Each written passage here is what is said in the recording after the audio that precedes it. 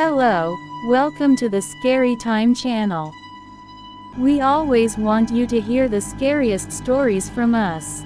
Before seeing the story of my channel, press the subscriber and press the bell button to be informed about our next video.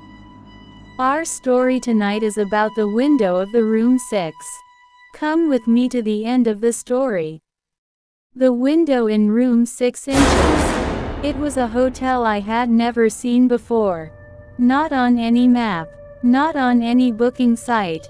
The sign outside said only one thing. Welcome, room 6. I didn't ask questions. I just checked in. The room was small, dimly lit, furniture coated in dust. A single window faced the city street below. At first, everything seemed normal. But then I noticed the window. No reflection. I waved my hand. Nothing. I moved closer. The street outside was visible.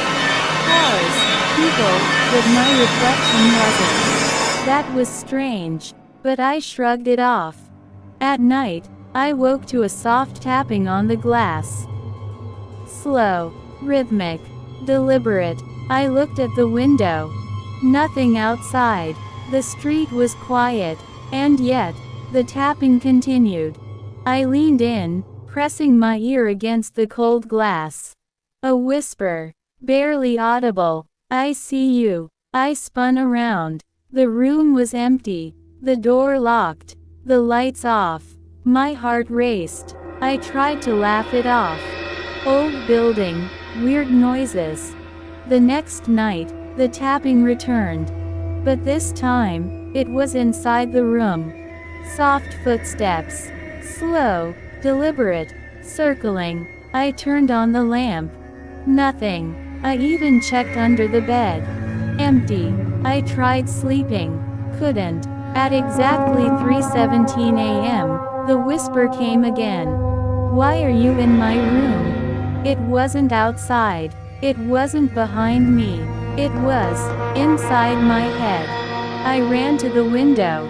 The street below was empty, but the glass fogged up, as if someone had breathed on it. Words appeared. "Don't close your eyes." I left the hotel immediately. Checked out, paid, left everything behind.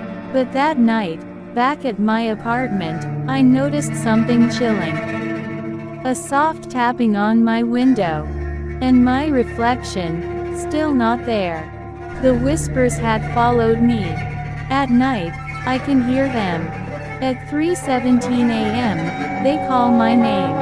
And sometimes, if I stare long enough at the window, I swear I see someone staring back. Tall, thin, head bent sideways, grinning. And it never blinks. I tried to ignore it. Told myself it was stress, imagination, sleep deprivation. But the tapping followed me. Not just at night. During the day, when I passed any window, I felt it. Watching, waiting, silent, except for the faintest tap, tap, tap. One evening, I returned to my old apartment, trying to convince myself it was over. Everything looked normal. The street, my neighbors, the lights. I sat by the window. Nothing. I blinked. And the tapping started again. Not outside. Not on the glass. Inside the room. Slow. Heavy. Measured. I froze. The fog appeared on the glass again. Words formed. "You can't hide." I ran to the bathroom mirror.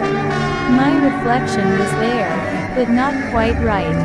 The eyes were too wide, too still, and the grin, slow, deliberate, too sharp. I tried calling someone, anyone. Phone dead. All electronics dead. The whispers came again, inside my head. "Why do you run? You've always been mine." That night, I didn't sleep. I couldn't. At exactly 3:17 a.m., the whisper became a voice. Clear, human, calm. "Look outside." I didn't want to, but I had no choice. Through the window, on the street below, someone was standing, tall, thin, head bent sideways, grinning, looking up, and when I blinked, it was closer. The room wasn't safe anymore. The window wasn't just a window. It was a door, and it wanted me to see. I couldn't look away. The figure on the street, tall, thin, head bent sideways. Its grin impossibly wide, and it wasn't alone. Every building, every window down the street, now held a figure. Identical, watching, waiting, silent. I tried to close the curtains. They tore off my hands before I could touch them. The whispers became shouting. Inside my head, my own voice, twisted. Come to the window. Stay. Forever. I ran to the door. Locked. Tried the windows. Couldn't open them. The tapping on the glass grew faster. Louder. Heavier. Not a sound from outside. It was inside the room now. I backed into the corner. Heart pounding. Mind screaming. And the whisper became clear, calm, almost satisfied. You blinked. I shut my eyes. The world went silent, dark, still. When I opened them, I wasn't in my room anymore. I was outside, on the street, surrounded. The tall, thin figures with bent heads, grinning. Every window above them held my face. Blinking, watching, trapped. I realized I had become part of them. The window, the apartment, the building. It didn't matter where I was. And now, it was waiting for the next person. Watching, never blinking, because the window in room 6 never closes.